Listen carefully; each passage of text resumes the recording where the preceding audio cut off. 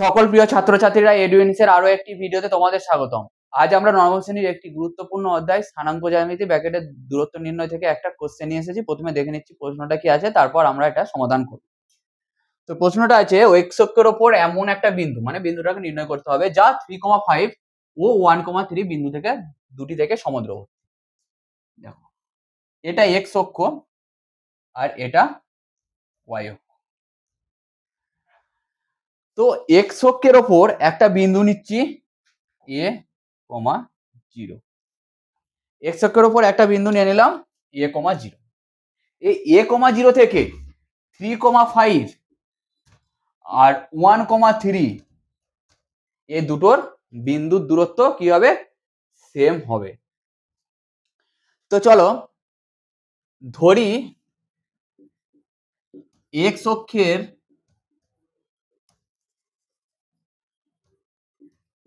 ওপর এক্স অক্ষের ওপর যে কোনো বিন্দু, মানে এক্স অক্ষের ওপর থাকবে, ওয়াইটা 0 হবে, তার জন্য এ কমা 0 বা এখানে মাইনাস এ কমা 0 বা এ কমা 0 নিচ্ছি।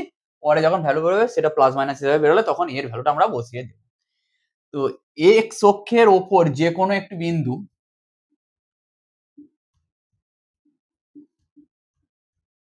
এ কমা 0, তো বিন্দুটা ধরে নিলাম এ কমা 0। তাহলে এ কমা 0 থেকে 3,5, এ কমা 0 থেকে 1,3 কি হবে? বিন্দু দুটোর দূরত্ব সেম হবে, মানে কি এটা থেকে এটা দূরত্ব আর এটা ইকুয়ালস টু।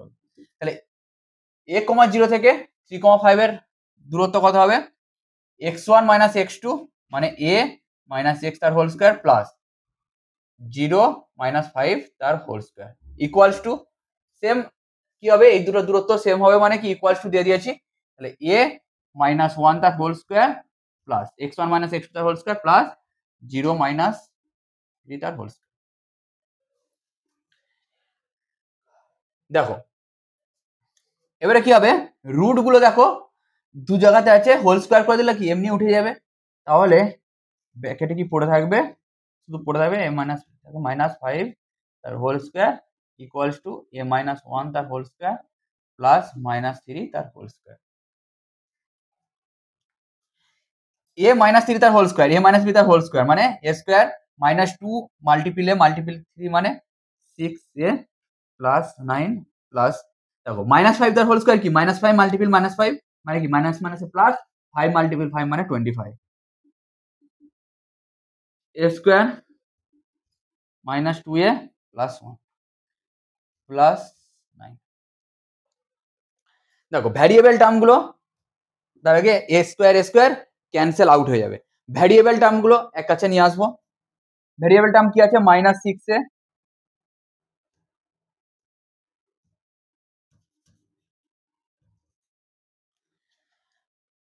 মাইনাস প্লাস হিসাবে আসবে ইকুয়ালস টু। তো ভ্যারিয়েবল টার্মগুলো কি হবে? এক কাছে আসবে। তাহলে মাইনাস 6 এ দেখো মাইনাস 2a আছে, লেফট সাইডে নিয়ে আসলাম প্লাস 2a।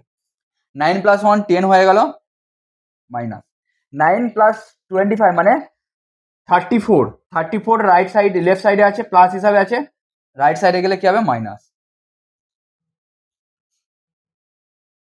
তাহলে minus 4a equals to minus 6a plus 2a মানে কি 6 মাইনাস 2 মানে 4 আর 6 মানে বড় নাম্বারটা সাইনটা হবে, বড় নাম্বারটা কি আছে 6 আছে, তার সাইনটা হবে মাইনাস 4 ইকুয়ালস টু 10 মাইনাস 34 মানে 34 মাইনাস 10 মানে 24 আর কার সাইনটা হবে 34 কারণ ও বড় নাম্বারটা আছে বড়, তার জন্য ওর সাইনটা হবে